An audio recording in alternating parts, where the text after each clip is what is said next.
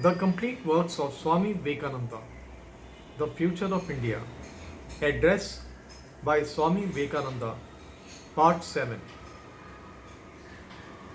Already before my mind rises one of the marvelous verses of the Rig Veda, which says, Be thou all of one mind, be thou all of one thought. For in the days of yore, the gods being of one mind were enabled to receive oblations. That the gods can be worshipped by men is because they are of one mind. Being of one mind is the secret of the society. And the more you go on fighting and quarreling about the trivialities such as Dravidian and Aryan, and the question of Brahmins and non-Brahmins and all that, the further you are off from that accumulation of energy and power which is going to make the future of India. For mark you, the future India depends entirely upon that. That is the secret. Accumulation of willpower, coordination, bringing them all as it were here into one focus. Each Chintaman thinks in his own way. And a handful of Japanese all think in the same way. And you know the result. That is how it goes throughout the history of the world. You find in every case compact little nations always governing and ruling huge unwieldy nations. And that is natural because it is easier for the little compact nations to bring their ideas into the same focus, and thus they become developed. And the bigger the nation, the more unwieldy it is. Born as it were a disorganized mob, they cannot combine. All these dissensions must stop. There is yet another defect in us. Ladies, excuse me. But through centuries of slavery, we have become like a nation of women. You scarcely can get 3 women together for 5 minutes in this country or any other country, but they quarrel.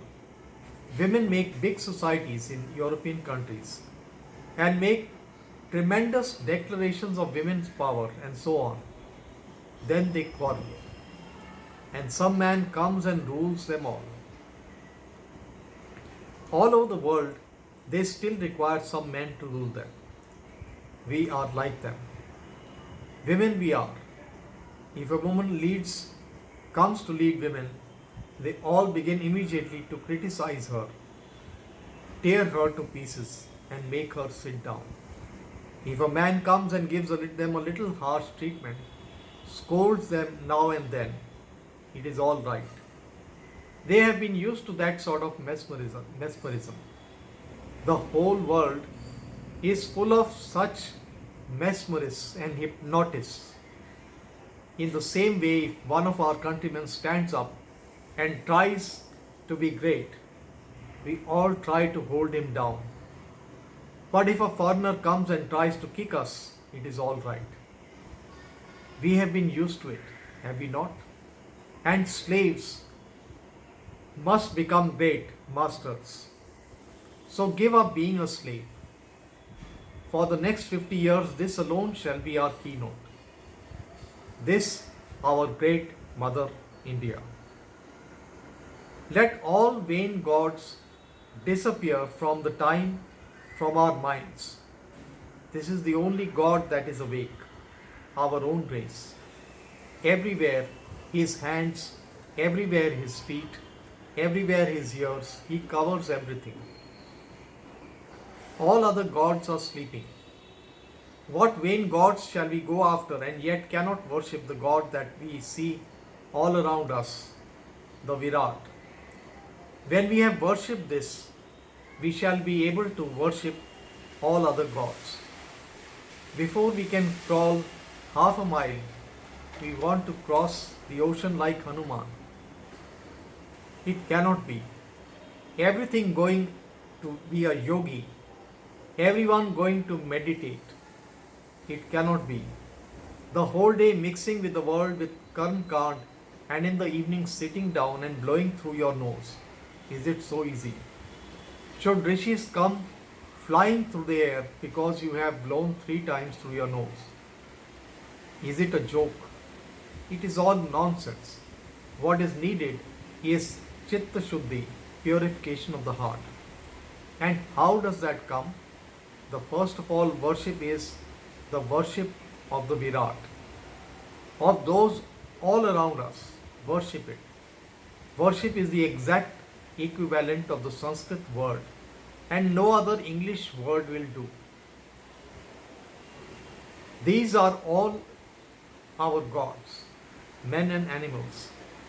And the first gods that we have to worship are our own countrymen. These we have to worship instead of being jealous of each other and fighting each other. It is the most terrible karma for which we are suffering, and yet it does not open our eyes. Well, the subject is so great that I do not know where to stop, and I must bring my lecture to a close by placing before you, in a few words, the plans I want to carry out in Madras. We must have a hold on the spiritual and secular education of the nation. Do you understand that? You must dream it, you must talk it, you must think it, and you must work it out. Till then, there is no salvation for the race. The education that you are getting now has some good points, but it has a tremendous disadvantage which is so great that the good things are all weighed down. In the first place, it is not a man-making education. It is merely entirely a negative education. A negative education or any training that is based on negation is worse than death. The child is taken to school, and the first thing he learns is that his father is a fool. The second thing, that his grandfather is a lunatic. The third thing, that all his teachers are hypocrites. The fourth, that all the sacred books are lies. By the time he is 16, he is a mass of negation, lifeless and boneless. And the other man, any man who has got by heart the whole library. The ass carrying its load of sandalwood knows only the weight and not the value of the sandalwood. If education is identical with information, the libraries are the great sages in the world, and the encyclopedias are the rishis.